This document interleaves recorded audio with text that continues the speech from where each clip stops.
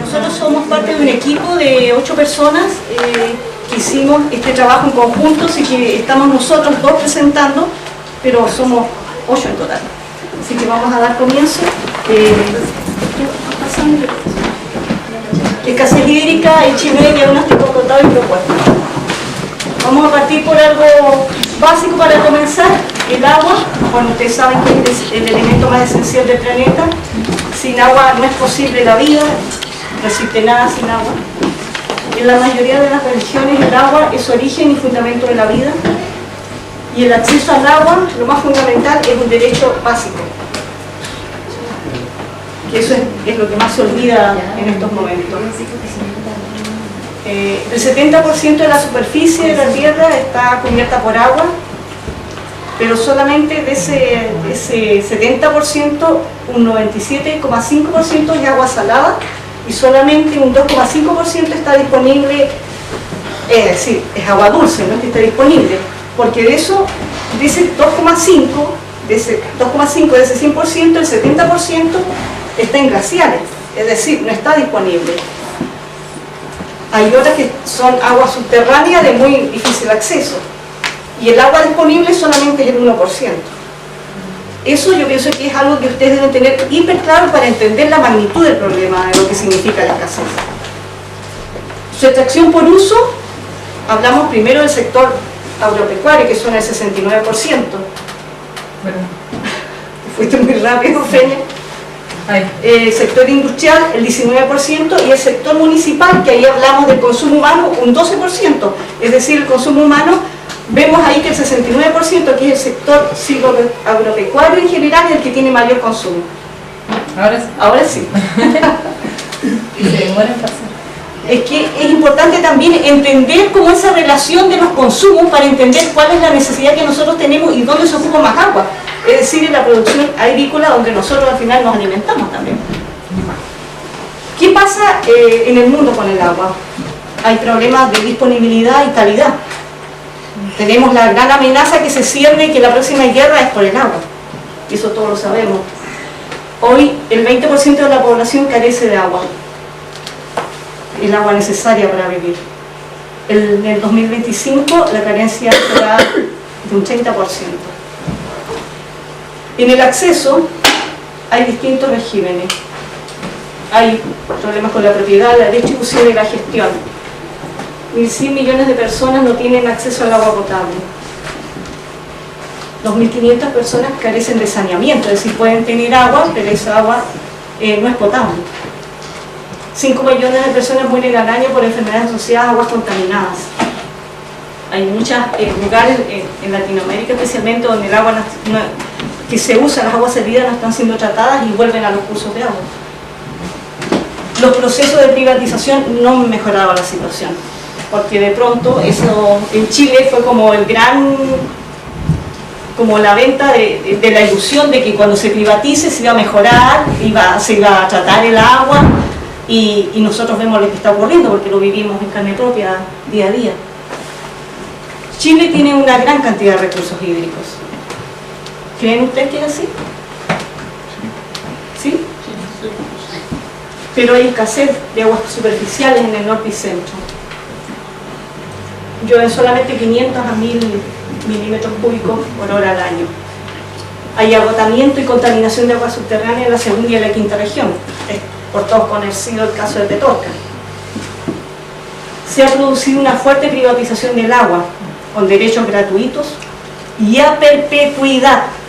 Tómense nota, porque aquí hay un tema semántico que hay que regalarle un diccionario de la RAE, parece, al ministro, para que entienda lo que es indefinido y a perpetuidad, porque piensa que no son sinónimos, no sé, hay un problema de dislexia, parece, que tiene que ver con el bolsillo. También se privatizaron los servicios de agua potable, es decir, el agua potable que llega a los sectores urbanos, la distribución y tratamiento, porque antes el agua estaba en manos del Estado, por ser un servicio básico. Con el modelo de la dictadura, todas estas aguas pasaron a manos de privados. Solo se resguardó, entre comillas, el agua potable rural, que sigue estando en manos de los comités de agua potable rural. Pero ahora la nueva ley de servicios sanitarios rurales, que entró en vigencia recién ahora en marzo, cambia un poco esa figura. O apunta un poco a la privatización también. Existe un mercado de los derechos de agua. Estos derechos de agua que fueron entregados gratuitamente a perpetuidad a los privados, en este minuto están lucrando. La minería contamina las aguas y compite con la agricultura, porque en la demanda de agua veíamos que la agricultura tenía un 69% y la minería tenía una menor cantidad, pero somos un país minero, entre comillas. Minero, eso significa que demandamos grandes cantidades de agua para realizar los procesos de minería. Y por algo en Antofagasta toman agua desalinizada y la minera se lleva el agua superficial, el agua que ellos sacan, que es, digamos, más pura que el agua de la que se toma acá, en general. Existe ineficiencia en el riego agrícola, al menos en Chiloé no tenemos cultura de riego y en este minuto se necesita regar y la gente no sabemos, no estamos acostumbrados a eso porque aquí siempre llovió. ¿Hay avances? Sí, sabemos que hay avances en el tratamiento de agua servida, lo sabemos, lo hemos pagado todo de nuestros bolsillos. Antes de que las plantas de tratamiento empiecen a funcionar en todas las ciudades, nosotros empezamos a pagar de manera parcelada. Si alguien no revisó sus cuentas, se lo pongo por antecedente. Existe el riesgo de una tercera ola privatizadora.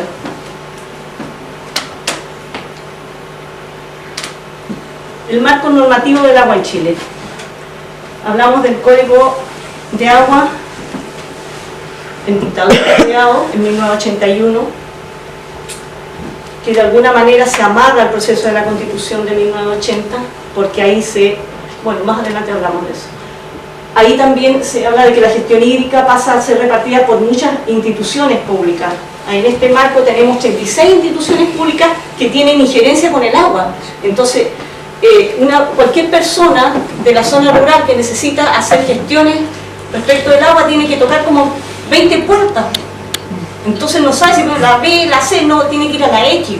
Entonces, por supuesto que la cosa se hace muy ineficiente y no hay una planificación tampoco, porque entre las instituciones tampoco hay un diálogo respecto de lo que acontece, porque uno está haciendo una cosa, el otro está haciendo otro, de repente están haciendo lo mismo y entran a competir las mismas instituciones.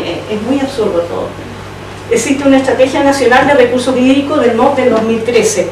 Bueno, existe también una Estrategia Nacional de Recursos Hídricos provincial del año 2015 que quedó en el papel. Bueno, el Código de Aguas, el famoso Código de Aguas, que la gente, es sorprendente que todavía la gente no entiende que este código separa el agua de la tierra, porque tú puedes tener un pedazo de tierra, que es y aquí circula un río. Ese río lo puede venir a tomar alguien que no es el dueño y toma los derechos y de repente le vende al otro que es el dueño de la tierra y lo necesita porque ya lo inscribió gratuitamente y a perpetuidad. Entonces, este código lo define como un bien nacional de uso público. Suena bonito, pero pueden entregarse derechos a perpetuidad gratuitamente a que los pida. Entonces, ahí pasa a ser un bien económico. Se autoriza la privatización del agua a través de la entrega de derechos y ahí hablamos después de cómo se crea el mercado del agua con estos derechos que se han solicitado previamente y que en la práctica siempre hemos sido como la gran masa que desconoce lo que está ocurriendo y la élite que hizo la ley, porque la práctica es la élite la que gobierna, ya lo hemos visto con las presentaciones anteriores, y la que al final define las leyes para su beneficio. Y por eso las conocen de antemano y ellos son los que primero piden los derechos de agua y el último en enterarse es el que le pidieron los derechos cuando lo quería pedir él. También divide el uso del agua en uso consumptivo y no consumptivo. ¿Cuál es la diferencia? Es que lo consumptivo es el agua que tú consumes y que no la devuelves al curso de agua. Son los de uso doméstico, para el hogar en la práctica, los de la agricultura. En cambio los consultivos son los que usan en general las eléctricas para la generación de energía eléctrica, las hidráulicas de pasada, porque ellos devuelven después el agua al cauce. La piscicultura. En Chiloé, todos sabemos que pasa por un déficit hídrico, que dicen ser estival, pero la verdad es que es bastante crónico, casi todo el año. Y el Estado ha implementado ciertas medidas que vamos a discutir después, pero que no han sido suficientemente útiles. Y esta situación está generando en la actualidad inequidad en el acceso del agua y problemas en la calidad y la cantidad del agua. Bueno, así como vimos delante de lo que mostró Diela sobre qué pasa a nivel nacional, y vimos un mapa enmarañado que son 10 ministerios los que se hacen cargo del tema del agua. Acá en la provincia pasa algo similar, está en una maraña de instituciones que trabajan en el tema, pero que no están muy bien coordinadas para nada. Entonces esto va generando ruido y va generando ciertos problemas que vamos también a ver a continuación. Pero en términos prácticos, ¿qué está pasando? Las precipitaciones. Está lloviendo mucho menos en verano. Acá se ve como las precipitaciones van disminuyendo con el tiempo. Y están concentradas únicamente en los meses invernales. Entonces la frecuencia y la intensidad de la lluvia ha disminuido. La situación hídrica actual en Chiloé es que hay mucha desinformación, o sea, se parte de la base de que no hay datos disponibles. No existe lo que se llama un balance hídrico provincial. ¿Y qué es el balance hídrico? Es saber con cuánta agua contamos, es saber el agua que entra al sistema y el agua que sale del sistema. Y esos datos son fundamentales para crear políticas públicas. Y esos datos no existen. Entonces estamos como en un nivel de incertidumbre importante asociado al tema hídrico. Sin embargo, por ejemplo, la gobernación en 2015 decía que aún existe mucho recurso hídrico disponible. Y por otro lado, la demanda de agua se ha intensificado en la última década. Por ejemplo, en la zona rural de la comuna de Ancud, en un año se triplicó la demanda. O sea, en el fondo está creciendo la demanda, hay mucha más gente que la está requiriendo para fines sobre todo industriales. En el aljibe todos sabemos que es una medida absolutamente reactiva y no preventiva, que es súper cara. Mucha que lata que se me corrió la tabla, pero eran cerca de 310 millones de pesos que se gastan anualmente en total los municipios que estaban ahí presentes. Es una medida cara, cortoplacista. Y acá quería referirme a lo que pasa con los derechos de agua, que también hubo, no sé qué pasó con la presentación, pero todos estos derechos de agua están tomados por empresas, por la empresa sanitaria. Todos estos derechos de acá están por particulares, y lamentablemente solo un 3,6% de los derechos de agua a nivel de Ancud comunal son para APR y comunidades indígenas. ¿Ya? Acá hay un tema del derecho al agua. No sé si ustedes saben lo que es un derecho al agua, no sé si ustedes saben por qué es importante tener conciencia sobre esto, porque al final son las reglas del juego, aunque no nos gusten, y una forma interesante de poder conservar el agua y protegerla es pidiendo los derechos de agua que tenemos en nuestros territorios, porque como decía Diela, el código de agua te separa el derecho del agua de la propiedad de la tierra. Entonces puede ser que yo tengo mi terrenito y llega un minero y compra mis derechos de agua y yo fregué en el fondo. Entonces en el fondo hay que tener un resguardo y un ojo frente a eso. Importante. Bueno, la parte que estoy hablando yo es fruto de una investigación que yo hice sobre un diagnóstico de este tema, de la escasez del agua. Entonces realicé un árbol de problemas. Y en este árbol de problemas los dividía en 4 ámbitos. Y en verdad esto es súper sintético, son varias cosas, ¿ya? Y por ejemplo en el factor jurídico-político, una causa importante es el déficit institucional y la normativa, claro. Y la gestión, lo que se traduce en las consecuencias, que es una gestión reactiva, inexperta y atada a una normativa obstructiva, y políticas reactivas y no preventivas. En la educación, en el factor social, bueno, es que no hay mucha educación ambiental y de calidad. Entonces eso también forma parte de una de las causas.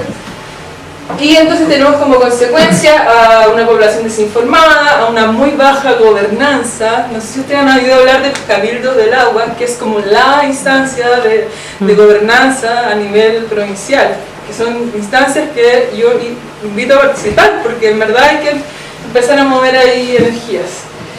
Bueno, en el factor ambiental, que hay una inseguridad hídrica, esto que les digo, que faltan datos, que no hay investigaciones, hay muy poco estudio y muy poca academia situada en la provincia.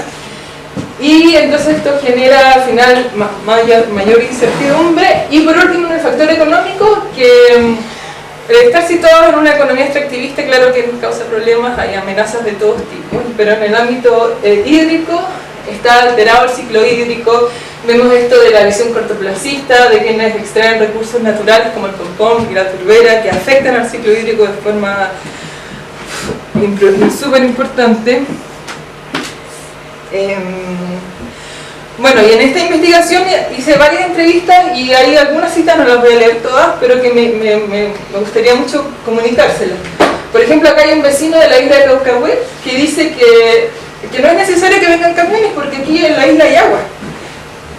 Otra persona dice que, por ejemplo, un personaje del SAC me dice que nosotros respondemos reactivamente ante denuncias, o sea que estamos esperando que pase el problema para recién actuar. El tema del asistencialismo, eso yo creo que todos lo han visto. Acá hay una cita de una mujer de Catrimán con la que trabajamos que dice que las personas se dejan estar, que la comodidad es extrema, que la gente quiere estar sentada fuera de su patio y que allí llegue a llenar el camión del agua. Yo lo he visto. En el fondo, esperar que la institución o que el Estado te solucione el problema y hacerse cargo es algo que se ve poquito y que sería bueno que se viera más. Y por último, en esta página, acá hay una frase que para mí es muy importante, que tiene que ver, que dice que los problemas del agua del mundo se deben en general a una mala gestión o gobernanza y no a su escasez. Y ese es el diagnóstico que yo hago acá en Chiloé. Chiloé llueve 2.300 milímetros al año, llueve muchísimo. Hay agua, el tema es que está mal gestionada, a mi parecer. Ya. Y esto lo voy a hacer súper corto. Yo elaboré unas propuestas que son indicadores para la sostenibilidad, que son en el fondo, supongo, ¿conocen lo que son los indicadores con toda honestidad? No, los indicadores son una parte del todo que te indica que te indica más o menos cómo está el todo, es como una punta de un iceberg que te dice que abajo hay otra cosa más grande, algo así, pero que te da un rango, que te permite medir, ¿cachai? Eso es súper importante. Entonces lo que hice fue, y acá solo voy a dar un ejemplo. En esta tabla, por ejemplo, elaboré líneas estratégicas de actuación y, por ejemplo, en el ámbito social, mejorar de forma continuada la formación de los habitantes de Chiloé respecto al ciclo integral del agua y las buenas prácticas ciudadanas. La medida era desarrollar un plan de educación ambiental que involucre a la comunidad transversal, y los indicadores, aquello que nos permite medirlo, es, por ejemplo, las personas que participan en el programa, el número de propuestas provenientes del proceso de participación ciudadana, encuentros abiertos ciudadanos por agua al año, etc. Son cosas que nos permiten permite medir un fenómeno. Esto me lo voy a saltar. Y así había un ejemplo para cada ámbito, pero creo que tenemos muy poquito tiempo. Ya, y para cerrar esta parte del diagnóstico, entonces nosotros sabemos, y creo que todos ustedes saben, que la normativa chilena restringe la sostenibilidad hídrica, es algo que es súper claro, ya lo dijo la Diela, el Código de Agua restringe mucho la sostenibilidad. Hay que sí o sí fortalecer la coordinación administrativa del recurso hídrico, porque pasa que una institución hace una cosa, el otro la replica y después hay mala coordinación. Bueno, que se necesita gestionar según cuencas, se requiere un modelo de ordenamiento territorial que mira el territorio entero, no por parte, no seccionado, que urge un balance hídrico provincial, la buena educación ambiental, y que una buena gestión del agua es fundamentalmente una gestión social de los ecosistemas.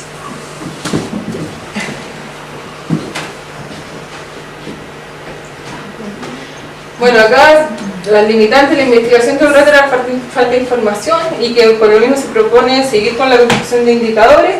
Pero acá hay una frase que me parece súper relevante de detenerme, porque estamos en un lugar, esta escuela campesina es un lugar de pensamiento, de reflexión, y esta frase dice así, dice que el grado de riesgo de un territorio depende esencialmente del nivel de actuación del ser humano en espacios de peligro, y ese nivel de actuación depende de un marco decisional previo. Frente a un escenario hostil se debe contemplar medidas urgentes de planificación preventiva y no reactiva. El escenario para la gestión sostenible del agua en Chiloé está dado, es hora de conducir la acción. Con esto quiero decir que el factor humano es absolutamente necesario y para eso tenemos que estar informados y para eso tenemos que salir de la ignorancia y por eso tenemos que organizarnos. Bueno, y en delante hablé sobre lo que la gestión integrada de cuencas. Ya estoy casi terminando, sí. No sé si todo el mundo sabe lo que es una cuenca, generalmente uno como que da por hecho, pero no sé si ustedes conocen lo que es una cuenca.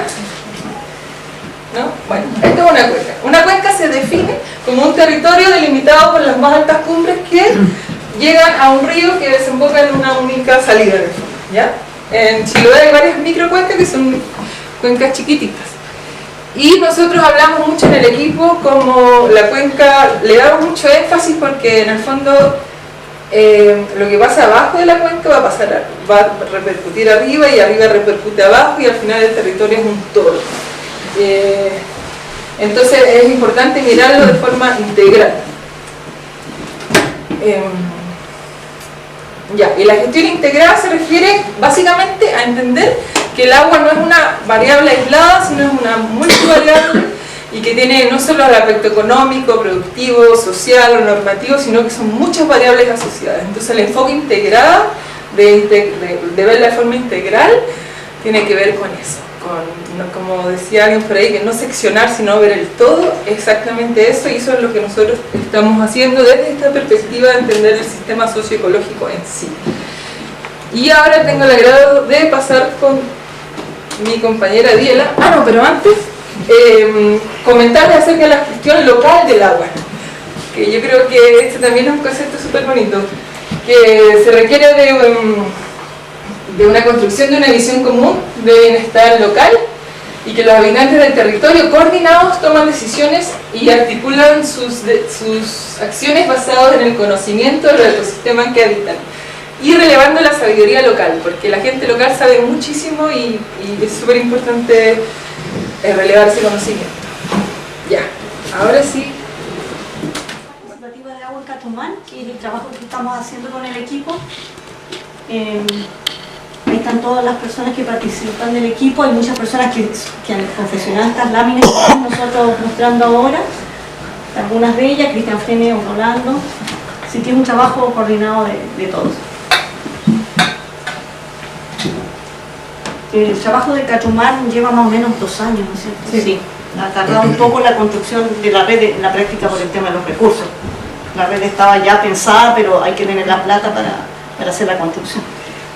Y el objetivo de esto fue promover el abastecimiento de agua potable en la comunidad rural de Catumán, que eso queda en la península de la Cuy, en el archipiélago de Chiloé, considerando el manejo integrado de cuencas e implementando la implementación de tecnologías para la potabilización del agua y depuración de aguas residuales mediante procesos biológicos. De alguna manera nos hacemos cargo completo de todo el ciclo, no solamente de que tengan agua disponible para su proceso o para el consumo. Los objetivos específicos son promover la implementación de una red participativa, elaborar e implementar un plan de ordenación de la microcuenca que va a abastecer después a los vecinos, junto a los vecinos que viven en los predios, porque todo esto está, es decir, esa microcuenca está en el terreno de un vecino, pero en la práctica van a llegar agua a todos los vecinos, aguas abajo. Y en este plan de ordenación también se vio cuáles son los usos agropecuarios que se dan al interior de la cuenca, qué está haciendo el vecino ahí. Él tiene vacas porque producen queso, entonces ahí hay unos procesos productivos que había que mirar. Capacitar sobre la buena gestión del agua y manejo de los ecosistemas, es decir, que es importante que entendamos que el agua viene de la cuenca, viene de la tierra. De pronto la visión en este aspecto de la cultura huilliche es esa que llega a una visión del todo, no separarlo y seccionarlo. Entonces de pronto la gente en la zona urbana, tú preguntas en un taller, ¿de dónde sale el agua? Y ahora hacia adentro. Bueno, eso igual le da una característica a los habitantes de Catumán. Dentro del trabajo se hizo encuestas por todas las casas. Ahí esta red no se hace cargo del problema de la totalidad de Cachumán, sino que de un sector, porque igual son 800 hectáreas, entonces es difícil haber construido una red que tuviera eso o que diera la cantidad de agua, entonces se hace solamente para un sector que son 15 familias, incluido el centro cívico, que es la capilla, la junta de vecinos, el club deportivo y el cementerio. Si vemos en los grupos etarios, tenemos que la población rural está envejecida, hay más adultos. Se fijan, entre 30 y 65 y 46, 65, lo mismo que hay entre 0 y 18. Es decir, tenemos población mayor más que nada. Aquí tenemos el dato de cuándo comienza la escasez, según lo que ellos más o menos iban recordando, en el 2011 es cuando se intensifica la escasez. Nosotros tomamos esta localidad porque era la localidad que más agua se le llegaba con camiones aljibe, en la comuna de Arancuc. Y aquí tenemos, ellos también, igual es importante saber las actividades económicas que ellos tienen un 68% vive de la agricultura, 7% de recolección de orillas, ellos viven a la orilla, hay orilla de mar ahí, también del buceo, un 4% además produce queso, pero justamente el caballero del amigo del Cuenca produce queso. Y también esas familias tienen fuentes propias, algunas familias tienen pozos, pero sucede que con estas calores que han habido, es decir, rápidamente se va secando. En este minuto es cuando más baja está el agua en toda la zona rural. Hay sectores que no tienen prácticamente agua. Otros tienen fuentes de algún vecino. Hay también, cuando hicimos esta encuesta, habían 7 sistemas de cosecha de agua lluvia, ahora hay más, porque después justamente hubo esto que hizo el gobierno, este programa, donde se entregaron 300. Aquí en Acu fueron como 148, en la provincia de Chiloé 300 escalas, sistema de cosechas de agua lluvia. El problema es que quedaron muy distantes de las casas, entonces igual tienen que cargar con balde. Sigamos. Y el 20% le entregan agua con camión aljibes en ese sector. Este camión aljibe, es decir, la mayoría de la gente recibe agua con camión aljibe. Ese era el gran detalle. La cobertura del suelo en Cachumán, en general, ustedes pueden ver que lo que más tiene son praderas. Hay poco bosque adulto, igual queda bastante, hay bastante mucho más bosque de renoval que bosque adulto. Por suerte hay pocas plantaciones exóticas, porque ustedes sabrán que el eucalipto es un gran tomador de agua, toma hasta 200 litros de agua al día, por eso crece tan rápido, porque necesita mucha agua para poder crecer. Entonces, en este sector tampoco hay pomponales, entonces eso es una gran ventaja porque nadie está sacando pomponales de ahí y afecta, digamos.